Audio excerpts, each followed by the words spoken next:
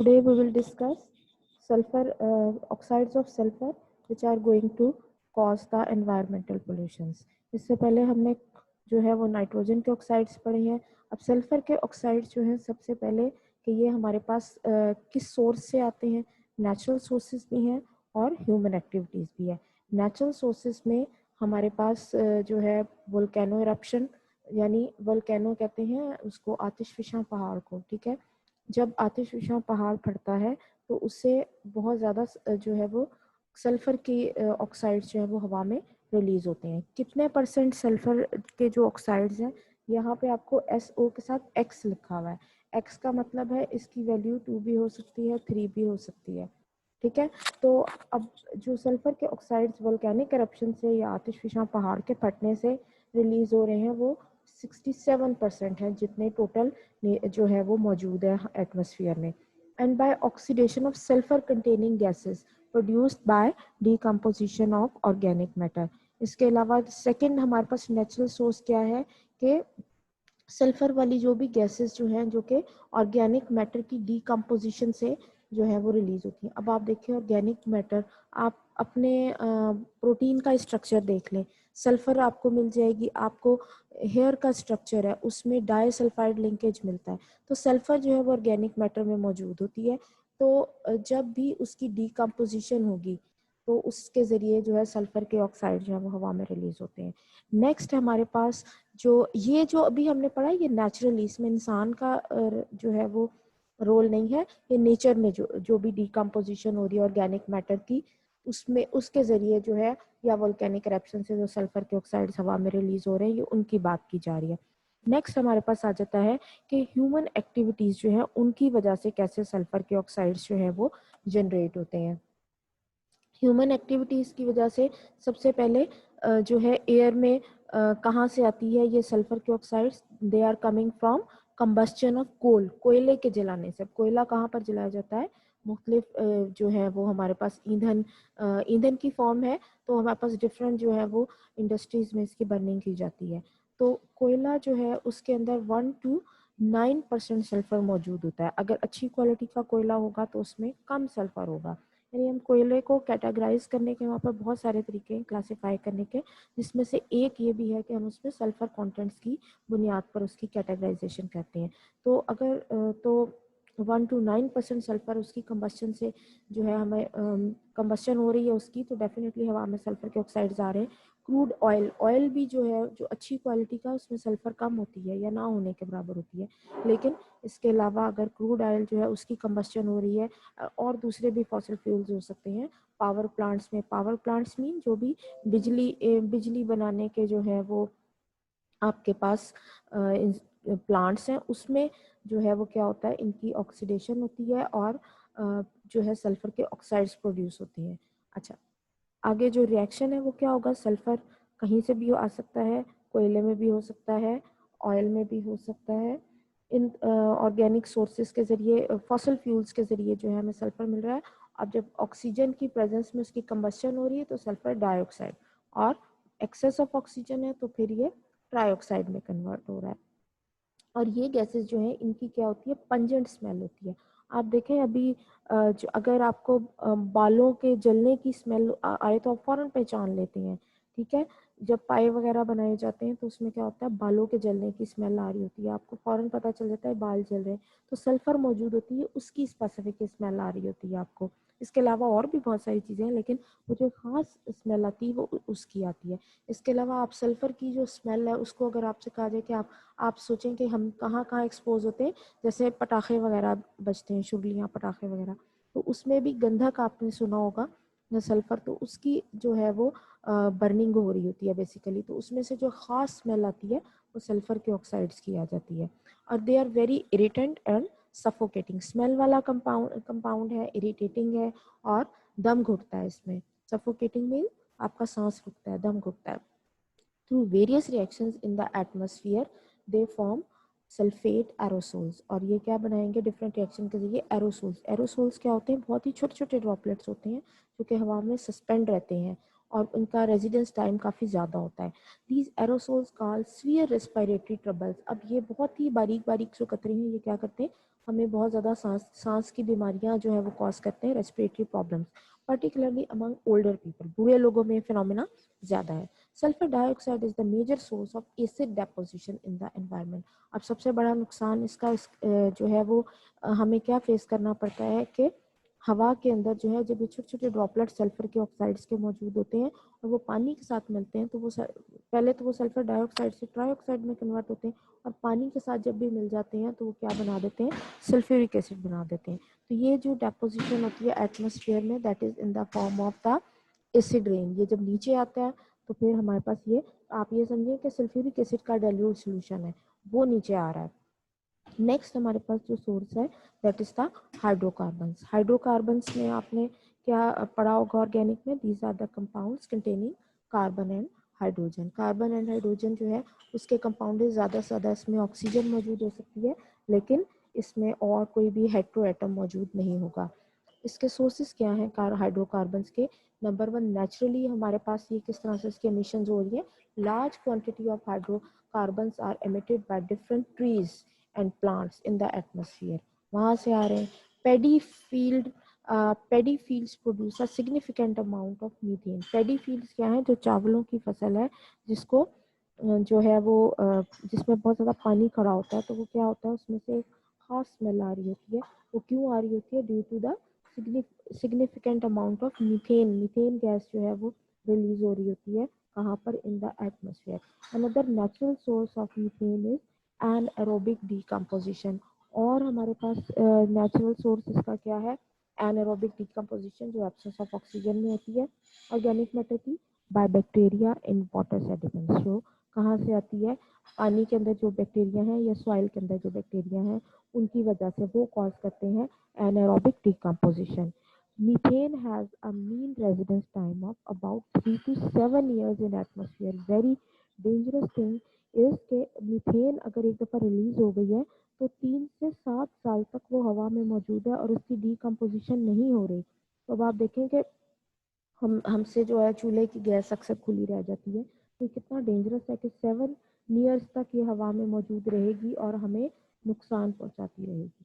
Next आ जाता है हमारे पास ह्यूमन एक्टिविटीज़। ह्यूमन एक्टिविटीज़ की वजह से किस तरह से जो है वो फजा में आलूदगी फैल रही है, दैट इज बेसिकली हाइड्रोकार्बन किस तरह हवा में रिलीज हो रहे हैं। नंबर वन इसका क्या है कि ऑटोमोबाइल, जो भी हमारी गाड़ियाँ हैं, these are the main source of hydrocarbon emission. In addition to this, petroleum, coal, wood, incinerators, refuse, इसमें इसके अलावा जो है हवा में हाइड्रोकार्बन किस तरह से आ रहे हैं, पेट्रोलियम के जलने से, कोयले के जलने से, लकड़ी से। इंसिनरेटर्स कहते हैं भट्टियों को। रिफ्यूज बर्निंग, जो भी हम, रिफ्यूज का मतलब क्या है, जो भी हमारा वेस्ट मटेरियल को हम जलाते हैं, जैसे और नहीं तो कूड़े को जला रहे हैं, तो ये रिफ्यूज बर्निंग है। And solvent evaporators. अब आप सॉल्वेंट एवापोरेटर्स लाइक आपने अल्कोहल में कोई भी चीज़ हल की है, एथेनॉल में आपने पढ़ा है इन अल्कोहल वगैरह के बारे में, या आपने बेंजीन के अंदर कुछ हल किया और उसके बाद आपने उसकी क्रिस्टलाइजेशन करने के लिए बेंजीन को वेपोरेट करवा दिया, तो बेंजीन में क्या है, कार्बन और हाइड्रोजन है ना, तो ये हवा में वेपोरेट हो जाएगा और हमें क्या चीज़ मिल जाएगी, हाइड्रोकार्बन। ये इंसान की एक्टिविटी की वजह से है। They contribute toward the emissions of hydrocarbon into the atmosphere. अब the effects of polluted air on environment. अब हवा को तो हमने आलूदा कर दिया, अब उसके क्या क्या नुकसान हैं। पहले हमने देख लिया कि हमने किस किस तरीके से नेचुरली हवा में जो है वो एमिशंस की या पोल्यूशन कॉज की, और दूसरा अब हमने देखना है कि इस जो है ह्यूमन एक्टिविटीज़ की वजह से किस तरह से आई। सबसे पहले आपके पास आ जाती है इसका इफेक्ट एसिड रेन। लाजमी इसमें से क्वेश्चन आता है, that is very important. Acid rains which are nowadays termed as the acid deposition. दूसरा इसका नाम क्या है, एसिड डेपोजिशन। ये आपसे एमसीक्यू में पूछा जा सकता है कि किसने डिस्कवर की, बाय एग्नस स्मिथ ने, in great Britain in the mid 17th century. ठीक है, ये आपने चीज़ें याद रखनी है, एमसीक्यूज में पूछा जाता है। But this phenomena gained importance as serious environmental problem in 1950s। और ये बुक आपकी काफ़ी पुरानी लिखी हुई है लेकिन 1950s के अभी भी इसने बड़ी इसकी जो है सिग्निफिकेंट इम्पोर्टेंस है। ठीक है, Initially, it was referred to the precipitation which was more acidic than natural rain. अब इसको शुरू में क्या कहा गया कि ये क्या है, ये ऐसी हवा में बुखारात हैं या नमी है या डेपोजिशन है जिसकी पीएच जो है वो नेचुरल बारिश से कम है. बारिश का पानी भी थोड़ा सा एसिडिक होता है लेकिन इसकी उससे भी कम है, और जितनी पीएच कम होगी आपको पता है कि एसिडिटी बढ़ती जाएगी. Due to the presence of carbon dioxide in the atmosphere, the natural rain itself forms carbonic acid. अब यहाँ पे उसने क्या बताया कि अगर हवा में कोई भी टॉक्सिक गैस ना हो तो कार्बन डाइऑक्साइड तो मौजूद होगी ना रेस्पिरेशन की वजह से और डिफरेंट फॉर्मुलाज की वजह से, तो वो इटसेल्फ जो है वही पानी के साथ मिलकर जो है कार्बोनिक एसिड बना देती है. तो कार्बोनिक एसिड जो है ये क्या है, एसिड है ही एसिड, तो वीक एसिड है. तो आप वैसे भी आप देखें कि बारिश का पानी जो है ये एसिडिक होता है. The pH of very important MCQ as well as short question, the pH of unpolluted rain water should be 5.6. जो आपके पास अनपोल्यूटेड बारिश हो रही है जिसमें कोई कंटामिनेंट्स नहीं है वो 5.6 होगा. अब आप देख लें 7 से कम है, ठीक है. ये आपके पास जो है वो नॉर्मल पीएच है किसकी, जो रेन वाटर की. Rain water that has pH less than 5 is considered truly acidic. अगर पीएच 5 से भी कम है तो ये प्योरली हम कहेंगे जी ये एसिडिक रेन है. In the atmosphere, SOxes and NOxes are transformed by reactions with oxygen and water into sulfuric acid and nitric acid respectively. अब क्या होगा कि सल्फर के ऑक्साइड जो हैं वो जब पानी के साथ मिलेंगे, जैसे सल्फर डाइऑक्साइड पहले ऑक्सीजन के साथ मिलेगा, सल्फर ट्राइऑक्साइड और फिर पानी के साथ मिलकर सल्फ्यूरिक एसिड बना देगा.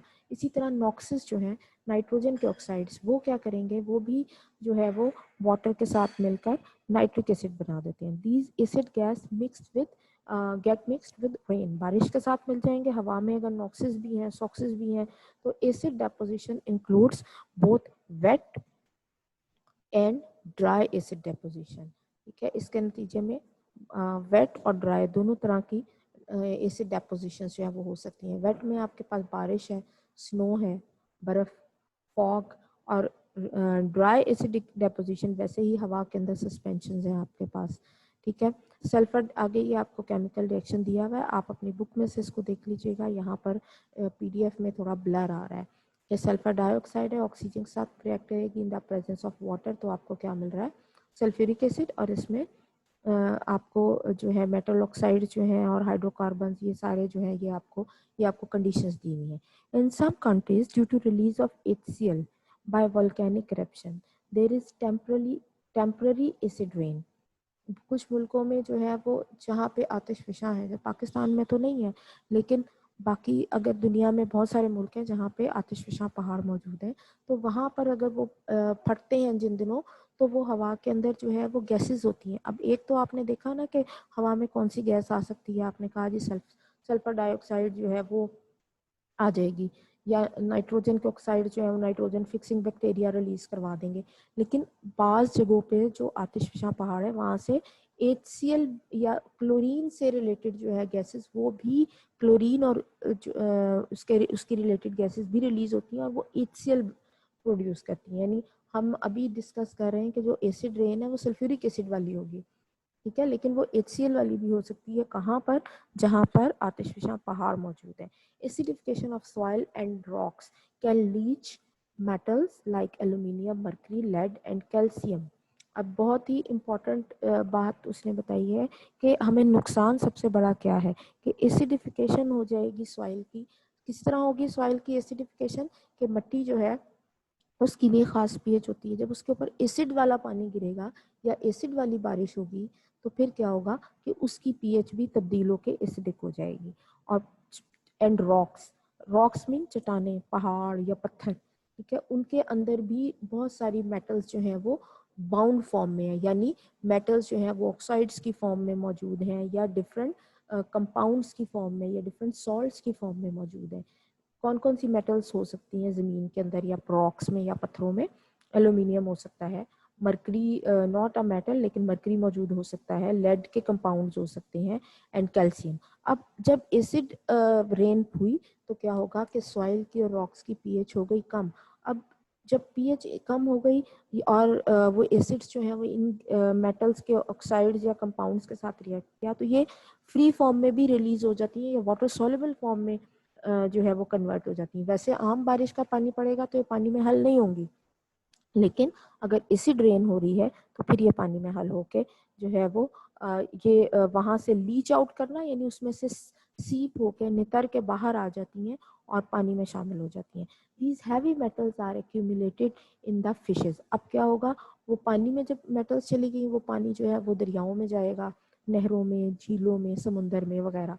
वहाँ पे एक्वेटिक और मेरीन लाइफ बड़ी डिस्टर्ब होती है। जैसे मछलियाँ हैं, उन वो पानी में ही रहती हैं तो उनके अंदर, उनके गिल्स के अंदर ये मेटल्स जो है वो जमा होती जाती हैं।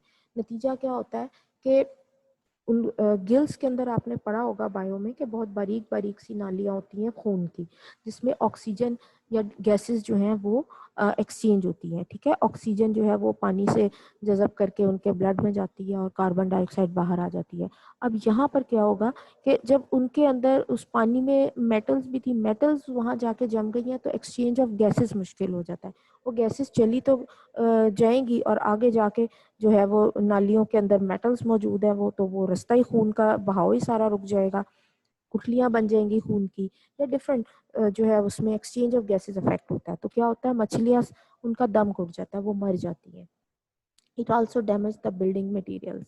और क्या करेगा, ये बिल्डिंग मटेरियल जो है उसको भी अफेक्ट करता है, सच एज स्टील। अब आप देखें आपके घरों में आपने कभी एक्सपेरिमेंट क्या, ये आपकी आपने अगर कभी देखा हो कि बास घरों में जो है वो एसिड से वॉशरूम धोया जाता है, तो आप देखो कि जहाँ पर आपके जो जाली लगी होती है वॉशरूम में वो स्टील की बनी हुई होती है। अगर उस पर एसिड जैसे ही पड़ता है तो क्या होता है, उस पर बबलिंग स्टार्ट हो जाती है। ठीक है, या आप अगर किचन में आप बेसन का जो आपका जो स्टील का सिंक है उसको अगर कभी एसिड से वॉश करो तो आपको फ़ौरन उसमें गैस के बबल्स नज़र आएंगे। तो इसलिए अवॉइड किया जाता है कि एसिड्स ना यूज़ किए जाएं। और अगर मुसलसल ये काम किया जाए तो उसके अंदर पिटिंग हो जाती है। पिट कहते हैं छोटे छोटे सुराख को, सुराख हो जाते हैं और वो चीज़ जो है वो कमज़ोर हो जाती है।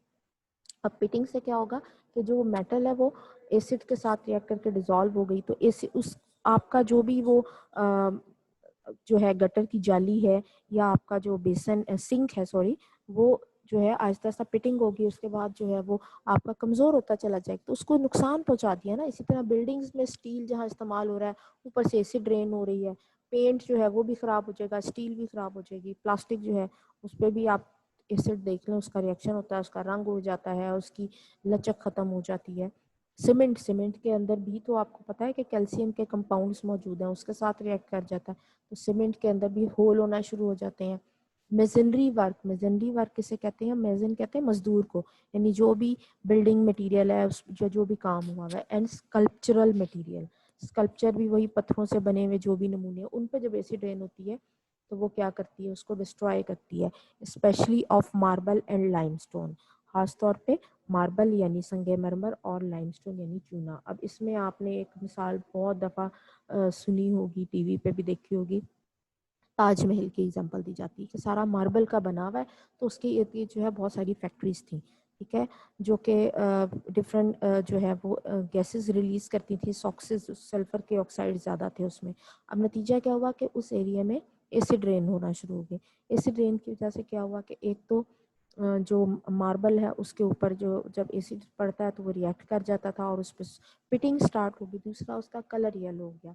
तो फिर क्योंकि वो इंटरनेशनल हेरिटेज है तो फिर जो है वो पूरी दुनिया की जो तंजीमें हैं वो एक्शन में आई, और फिर इंडिया में जो अदालत है उसने क्या किया, उसके इर्द गिर्द का जितना भी इलाका था उसमें फैक्ट्रीज जो थी वो बंद कर दी, ताकि ये जो इंटरनेशनल हेरिटेज है ये मुतासर ना हो। तो ये एक बड़ी कॉमन सी आपके पास एग्जांपल है, आपने बेतहाशा इसके बारे में मटेरियल आपको मिल जाएगा। Next very important thing that is the smog. अभी हम क्या करें, इफेक्ट्स पढ़ रहे हैं कि आपके पास एनवायरमेंटल पोल्यूशन या एसिड रेन जो है उसकी वजह से क्या क्या नुकसानात हो रहे हैं। एक तो एयर पोल्यूशन की वजह से आपने देखा कि एसिड रेन हो रही है, दूसरा एयर पोल्यूशन की वजह से क्या चीज़ क्रिएट हो रही है, स्मॉग। अब आने वाला मौसम स्मॉग का ही है, तो आप ज़रा इसको इस सिनेरियो में पढ़ें, मतलब आपसे अगर कोई बात करे स्मॉग के बारे में तो आप उसको साइंटिफिकली जवाब दे सकें, आपको पता होना चाहिए कि स्मॉग असल में है क्या। सबसे पहले इसकी डेफिनेशन आती है, ये आपसे शॉर्ट क्वेश्चन में पूछा जा सकता है। What is smog? स्मॉग क्या है? Combination of two words, smoke and fog. ठीक है, इसमें high contents of sulphur oxides जो है वो मौजूद होते हैं। अगर अगर इसमें, अच्छा, अब ये जो स्मॉग है ये कई तरह का हो सकता है। एक हमारे पास जो है ऑक्सीडाइजिंग हो सकता है और ये रिड्यूसिंग भी हो सकता है। अब वो कहता है कि अगर इसमें जो हवा के अंदर सल्फर के ऑक्साइड ज़्यादा मौजूद हैं, उनकी वजह से वो जो है वो किसके ऊपर डिपॉजिट होंगे, क्योंकि ये क्या है, फॉग के ऊपर, स्मोक के ऊपर, यानी धुएं में क्या होता है, कार्बन के छोटे छोटे पार्टिकल्स हवा में मौजूद होते हैं। ठीक है, जब मैं आपको सॉल्ट एनालिसिस करवाऊंगी तो हम उसमें कंबस्शन एनालिसिस, सॉल्ट एनालिसिस के अलावा आप जब करेंगे ऑर्गेनिक एनालिसिस, उसमें आपको मैं कंबस्शन करके बताऊंगी। तो उसमें आप बाकायदा सूट देखेंगे या धुआं देखेंगे। ठीक है, और उसमें आप कार्बन के पार्टिकल्स भी आपको उड़ते हुए नजर आएंगे। तो कहता है कि अगर इसमें high contents of sulphur oxides मौजूद हैं, तो वो क्या होगा, वो डिपॉजिट हो जाएंगे किसके ऊपर, धुएं के ऊपर। धुएं में क्या है, कार्बन के पार्टिकल्स है उनके ऊपर। तो वो क्या चीज़ बन जाती है, स्मॉग बन जाता है, स्मोक प्लस फॉग। ठीक है, अब अगर सल्फर के ऑक्साइड से जो स्मॉग बन रहा है उसको हम कहते हैं reducing smog. Very important short question कि कितनी तरह का, what is smog, how many types of smog exist, या what is oxidising smog, what is reducing smog, what are the reasons of oxidizing smoke, what are the main causes of reducing smog। इस तरह के बेतहाशा सवाल बनाए जा सकते हैं। ठीक है, तो ये आपके पास क्या है, अगर सल्फर के ऑक्साइड है तो वो रिड्यूसिंग स्मॉग है। The main cause of reducing smog is the combustion of coal. बुनियादी वजह इसकी क्या है, कोयले का जलना। कोयले में आपको मैं बता चुकी हूँ कि 1 to 9% तक सल्फर जो है मौजूद हो सकता है।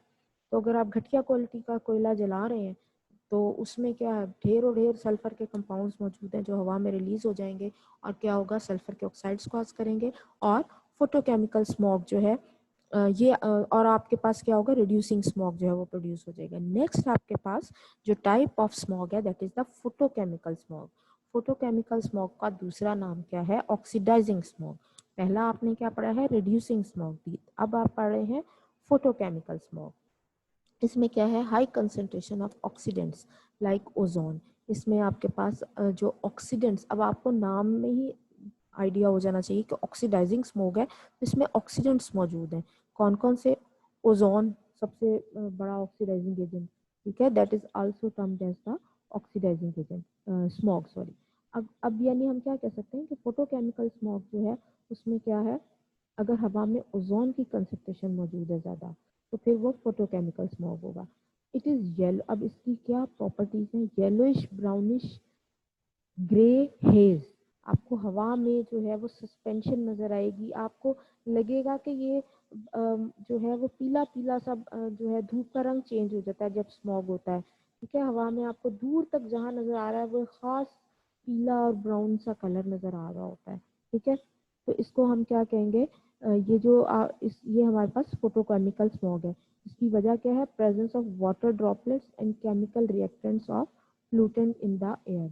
वाटर ड्रॉपलेट्स होंगे और केमिकल रिएक्शंस ऑफ फ्लूटेंट्स की वजह से जो है हवा में ये प्रोड्यूस होगा। It has unpleasant audio. इसकी आपको जो है वो अनप्लेजेंट स्मेल आती है। ऑडियो किसे कहते हैं, स्मेल को। ठीक है, ना खुशगवार स्मेल होती है because of its gaseous components. The main reactants of the photochemical smogs are nitric oxide and unburned hydrocarbon। अब आपने जो फोटोकेमिकल स्मॉग है, सबसे पहले क्या हमने डिस्कस किया, हमने कहा जी अगर हवा में ओजोन मौजूद है तो उसकी वजह से ऑक्सीडाइजिंग स्मोक प्रोड्यूस होगा, उसको हमने कह दिया फोटोकेमिकल स्मोक। दूसरी इसके रिएक्टेंट क्या हो सकते हैं, नाइट्रोजन के ऑक्साइड यानी नॉक्सिस जो है, सॉक्सिस की वजह से रिड्यूसिंग स्मॉग प्रोड्यूस हुआ था और नॉक्सिस की वजह से ऑक्सीडाइजिंग। ठीक है, एंड अनबर्न हाइड्रोकार्बन। अनबर्न यानी कंबस्शन में आपने किसी चीज़ को जलाया है, किसी हाइड्रोकार्बन की कंबस्शन की है, वो कंप्लीट नहीं हुई, वो अनबर्न फॉर्म में हवा में मौजूद है। ठीक है, जैसे सूट है, धुआं, उनकी उसकी वजह से भी जो है वो आपके पास फोटोकेमिकल स्मॉग या रिड्यूसिंग स्मॉग प्रोड्यूस होता है। Nitric oxide is oxidize to nitrogen dioxide within minutes. कहता है कि नाइट्रिक ऑक्साइड जो है ये बड़ी सेंसिटिव गैस है, ये फौरन ही जो है वो नाइट्रोजन डाइऑक्साइड में कन्वर्ट हो जाती है। मिनट्स टू और depending upon the concentration of flute gas. ठीक है, कि कितनी देर में ये कन्वर्ट होगी। अगर ज़्यादा है तो फटाफट ही हो जाएगी। नाइट्रोजन डाइऑक्साइड, क्या चीज़ ज़्यादा है, नाइट्रोजन ऑक्साइड और ऑक्सीजन। ठीक है, दोनों की कंसंट्रेशन ज़्यादा है तो रेट ऑफ रिएक्शन ज़्यादा होगा। अब आगे वो कहता है the following conditions are required for the formation of smog. Very important question, short question, कि what are the conditions which are required for the formation of smog, या under what conditions smog is generated. Number one, there must be sufficient nitrogen oxide, hydrocarbons, and volatile organic compounds VOC that are emitted by vehicular traffic. अब क्या होना चाहिए, हवा में मुनासिब मिकदार में nitrogen के ऑक्साइड्स होने चाहिए, हाइड्रोकार्बन होना चाहिए, and volatile organic compound. Volatile क्या होता है, जो रूम टेम्परेचर पे जल्दी से वेपोराइज हो जाते हैं और वो इन्फ्लेमेबल होते हैं कंपाउंड, आग पकड़ते हैं। जैसे पेट्रोल है, आप बोतल खोल दें पेट्रोल की तो वो वेपोरेट होना शुरू हो जाएगा, वोलेटाइल है और आग भी पकड़ लेता है। तो ये अगर हवा में किसी भी ट्रैफिक की वजह से, व्हीकलर उसकी वजह से एमिट हो रहे हैं, डिफरेंट गैसेस हो रही हैं, तो वो क्या होंगी, वो आपके पास जो है वो स्मॉग की जनरेशन की वजह बनेगी।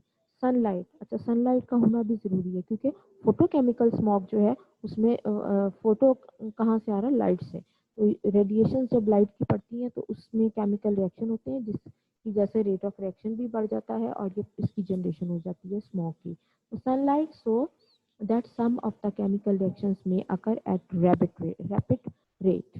उसके बाद है the movement of air must be little। अच्छा, हवा ज़्यादा नहीं चलनी चाहिए। अगर आप देखें हवा ज़्यादा क्यों नहीं चलनी चाहिए, तेज़ हवा चलेगी तो वो सारा ये जो गैसेस एक जगह आके जमा हुई हैं वो इनको उड़ा के ले जाएगी। जब वो एक जगह जहाँ पे जो गैसेस इकट्ठी हुई हैं वो उड़ा के ले गई तो फिर कंसंट्रेशन कम हो गई ना उनकी, तो कम हो गई तो फिर क्या होगा, जो हमारी कंडीशन है वही पूरी नहीं हो रही कि इसकी मुनासिब मिकदार होगी इन गैसेस की तो ही स्मॉग प्रोड्यूस होगा, वरना नहीं होगा। अच्छा, उसके बाद तो हवा जो है, यानी आप देखें कि स्मॉग ज़्यादातर कब प्रोड्यूस होता है, जब आपको लग रहा है कि हवा चल ही नहीं रही और अजीब सा गदला गदला सा मौसम है, यानी धूप भी पूरी नहीं निकली हुई और जो है सर्दियाँ भी नहीं है, जो हम कहेंगे कि फॉग है।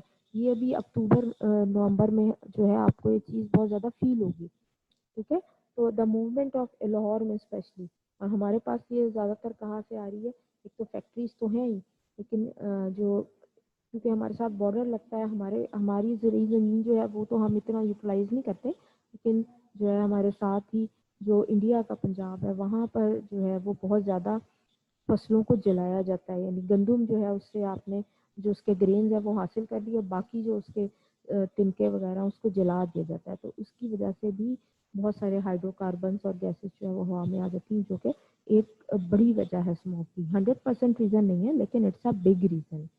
अच्छा, the overall result of photochemical smog in the afternoon. Afternoon में आपके पास क्या इसकी वजह है, आफ्टरनून क्यों कहा है, क्योंकि धूप निकल गई उसके बाद एक मखसूस टाइम, आफ्टरनून तक काफ़ी टाइम धूप सूरज निकले हुए हो जाता है, तो वो टाइम पीरियड पूरा हो जाता है। अच्छा, सनलाइट के एक्सपोजर का ये बिल्डअप हो जाती है of oxidising agent such as hydrogen peroxide, nitric acid, peroxy acetylene nitrate and ozone in the air. इन तमाम ओवरऑल रिजल्ट क्या है इसका, कि ऑक्सीडाइजिंग एजेंट जो है like hydrogen peroxide, nitric acid, pan peroxy acetyl nitrate, ये सब जो है हवा में सस्पेंड हो जाते हैं, एंड ओजोन। ठीक है, pan very important MCQ. Pan is an, एक तो पता होना चाहिए कि व्हाट इज द पैन जो है वो किस चीज़ की एब्रीविएशन है। ठीक है, that is peroxy acetyl nitrate acid, ये आपके पास पैन है, और ये क्या है, eye irritant and also toxic to plant. अब जब पैन की कंसंट्रेशन ज़्यादा होती है तो आपकी आंखें भी जो है वो बहना शुरू हो जाती हैं, रेड होना शुरू हो जाती हैं। स्मॉग में ये भी तो होता है। अच्छा, उसके बाद आ जाता है नेक्स्ट एयर पोल्यूशन जो है उसका क्या इफेक्ट है, that is the ozone. Ozone पे उसका क्या असर है, ओजोन जो है that is O3 is a gas having low boiling point. Gas है तो डेफिनेटली बॉइलिंग पॉइंट तो कम ही होगा ना, तभी तो वो गैस की फॉर्म में है। It is present in small concentration through out the atmosphere. पूरे ही एटमोसफियर में थोड़ी कंसंट्रेशन में मौजूद है, The amount of ozone in the atmosphere is expressed in Dobson unit. Very important MCQ कि किस तरह हम इसको मेजर करते हैं। इसके लिए जो हमारे पास पैमाना है वो क्या है, डॉप्सन यूनिट। ये आपसे पूछ लिया जाता है, इसको कैपिटल डी और कैपिटल यू से लिखना है। The normal amount of overhead ozone is about 350 Dobson unit. ये भी आपसे पूछा जा सकता है। इसकी आपको एमसीक्यू में डिफरेंट वैल्यूज देकर पूछ सकते हैं कि कितनी इसकी क्वांटिटी जो है नॉर्मली मौजूद होनी चाहिए। ये 350 Dobson unit. The ozone layer 25 to 28 kilometer high in the stratosphere surrounds the globe and filter most of the harmful ultraviolet rays in the sunlight before they could reach to the earth। अब इसका फ़ायदा क्या है ozone का। अब अगर तो ये 25 से 28 किलोमीटर की बुलंदी पर स्ट्रेटोस्फेयर में मौजूद है और हमारी ज़मीन को कवर कर रही है, तो फिर तो हमें इसका फ़ायदा है कि ये यूवी रेडिएशन जो है उनके लिए फ़िल्टर का काम करेगी, ठीक है, और हम उसके हार्मफुल असर से बच सकेंगे। Therefore it is substantial reduction in the ozone layer, the life on the earth would be threatened। और अगर जो है वो इसकी क्वांटिटी जो है वो कम हो जाएगी तो हमारी ज़िंदगी जो है वो क्या हो जाएगी, उसको भी खतरा है। थ्रेटेंड यानी जो है टेम्परेचर बहुत ज़्यादा बढ़ जाएगा, डिफरेंट इफेक्ट्स हो जाएंगे। In 1980s, a large hole in the ozone layer, very important, over Antarctic was discovered, which represented a major environmental crisis। 1980 में क्या हुआ, एक बहुत बड़ा एंटार्क्टिक एरिया में जो है वो क्या हुआ, एक बहुत बड़ा सुराख ओजोन में जो है वो डिस्कवर किया गया। और जिसने तमाम साइंटिस्ट को, एनवायरमेंटलिस्ट को अलर्ट कर दिया कि ये तो सुराख अगर बढ़ता जाएगा तो क्या होगा कि ये तो फिर हमारे ओजोन डिप्लीट होती जाएगी, तो यूवी रेडिएशन डायरेक्टली पहुंचती जाएंगी। अब आप देखें अंटार्कटिक में आबादी बहुत कम है, वहाँ पर अंटार्कटिका में तो बर्फ है ना, लेकिन वहाँ पर इतनी आलूदगी कैसे हुई कि ओजोन में होल हो गया। आप देखिए ज़मीन गोल नहीं है, क्या है, एलिप्टिकल है। ये तमाम हम इधर जो एक्टिविटीज़ कर रहे हैं ये पोल्स पे जाकर गैसेस जमा हो जाती हैं और एज अ रिजल्ट वहाँ पर ओजोन की लेयर में जो है वो होल जनरेट हो गया और इसके नतीजे में एनवायरमेंटल क्राइसिस क्रिएट हो गया। Ozone is produced in most of the tropical regions by photochemical reactions of oxygen. कहाँ कहाँ से प्रोड्यूस हो रहा है, ऑक्सीजन के फोटोकेमिकल रिएक्शंस की वजह से प्रोड्यूस हो रहा है। From where it is transported to the polar region. Polar region में कैसे चला जाता है, ज़मीन की जो एलिप्टिकल शेप है उसकी वजह से चला जाता है। अब आप देखें आजकल जब कोविड की वजह से पूरी दुनिया में ट्रैफिक जो है वो रुक गया और फैक्ट्रियां बंद हो गई, कारखाने बंद हो गए, तो उसका नुकसानात तो थे लेकिन एनवायरनमेंट पे उसका बड़ा पॉजिटिव इफेक्ट आया कि ओजोन का जो होल 1980s में जो है वो डिस्कवर हुआ था, ये छोटा होना शुरू हो गया, यानी ये भरना शुरू हो गई, इसकी हीलिंग शुरू हो गई। इट मीन्स के ये प्रूव करता है कि वाकई ह्यूमन एक्टिविटीज़ ने जो है वो एनवायरनमेंट को बहुत ज़्यादा मुतासिर किया।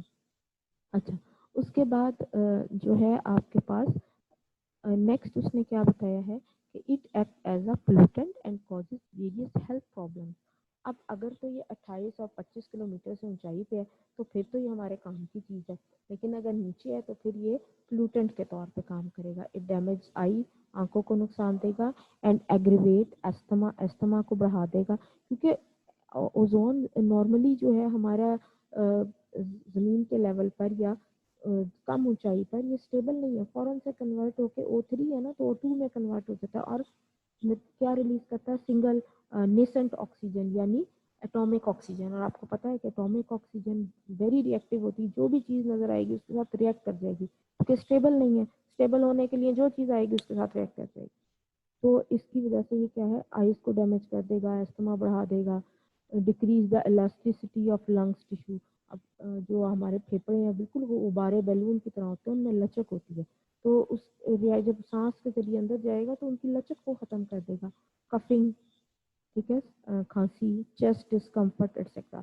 It is harmful to the plants and other materials. और प्लांट्स और दूसरे मटेरियल्स के लिए भी जो है वो हार्मफुल है। किस तरह, रबर के साथ रिएक्ट कर जाएगा, उसकी ड्यूरेबिलिटी जो है उसको कम करेगा, यानी जो हमारे पास रबर की बनी हुई चीज़ें हैं जो अगर 10 साल उनकी लाइफ है तो अगर ओजोन से एक्सपोज होगी तो उसकी लाइफ कम हो जाएगी, ख़राब हो जाएंगी जल्दी से, उनकी भी लचक ख़त्म होगी, कलर हो जाएगा, अपीयरेंस ऑफ पेंट, ठीक है, क्योंकि रंग काट के तौर पे भी इस्तेमाल होती है, रंग उड़ जाएगा।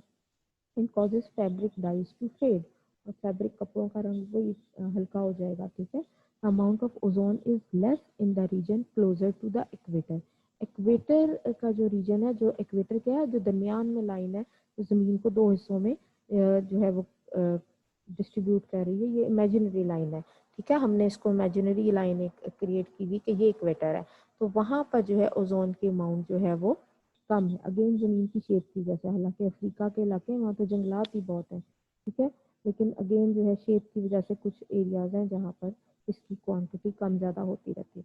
The thickness of ozone layer has been decreasing over Antarctic during the spring time in the mid 70s। अब स्प्रिंग में जो है वो इसकी जो थिकनेस थी अंटार्कटिक पे वो कम होना शुरू हो गई, और मिड 80s तक जो है वो ओजोन जो है वो at some altitude over Antarctica resulted in about 50% depletion. तकरीबन 1980 तक जो है वो मिड 70s यानी 1975 होगा ना, मिड 70s, वहाँ से 1980 5 साल के अंदर 50% जो है वो डिप्लीट हो गई। The region in which ozone depletes substantially in every year during September to November, they are now termed as ozone hole. Very important, पूछा जा सकता है कि what is ozone hole। तो आपने जो है ये तो आपने बताया ना कि ओजोन के अंदर जो सुराख हुआ है उसको कहते हैं, लेकिन ये इसकी प्रॉपर डेफिनेशन आपने देनी है। ठीक है, the concentration of ozone in the stratosphere is being depleted through various chemical reactions, not only above Antarctic but world wide. सिर्फ अंटार्कटिक पे ही नहीं डिप्लीशन हो रही, पूरी दुनिया में हो रही है।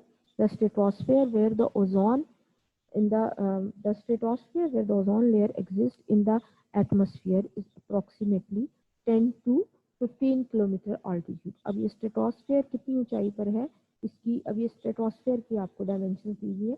15 से 40 किलोमीटर जो है जमीन से ऊंचाई पर जो एरिया है उसको हम क्या कह रहे हैं, stratosphere. And it's just above the troposphere. के ट्रोपोस्फियर उसके नीचे है, यानी जमीन के 0 से लेकर 15 किलोमीटर तक की ऊंचाई पर जो एरिया है उसको हम कहते हैं ट्रोपोस्फियर। और ट्रोपोस्फियर के ऊपर क्या चीज़ आ जाती है, स्ट्रेटोस्फियर। यानी हमने कितना एरिया कवर कर लिया, 0 से 15 तक ट्रोपोस्फियर, और 15 से 40 तक जो है वो आपके पास स्ट्रेटोस्फियर है। The temperature in the troposphere decrease with increasing altitude from 15 to -56। अब जैसे जैसे ट्रोपोस्फियर यानी ज़मीन से हम ऊंचाई पर जाते जाएंगे, ज़मीन की सतह से ऊंचा जाते जाएंगे, तो क्या होगा कि टेम्परेचर कम होता है। 15 से लेकर 56 तक -56 है ये, यहाँ तक टेम्परेचर जो है, जैसे जैसे आप देखें पहाड़ों की चोटियों पर जो है वो बर्फ़ पड़ती है, क्यों पड़ती है, टेम्परेचर कम होता है। तो ज़मीन से जैसे जैसे आप ऊपर जाएंगे टेम्परेचर कम होगा, और 0 से 15 तक किलोमीटर तक की ऊंचाई यानी ट्रोपोस्फियर रेंज में जो है वो आपके पास कितना आ जाएगा, -56 तक हो सकता है। क्योंकि ज़मीन के करीब जो है वो क्या होता है, is heated by radiation re-emitted from the earth. ज़मीन के करीब जो भी रेडिएशन है वो जब सूरज से रेडिएशन आई है ज़मीन से टकरा कर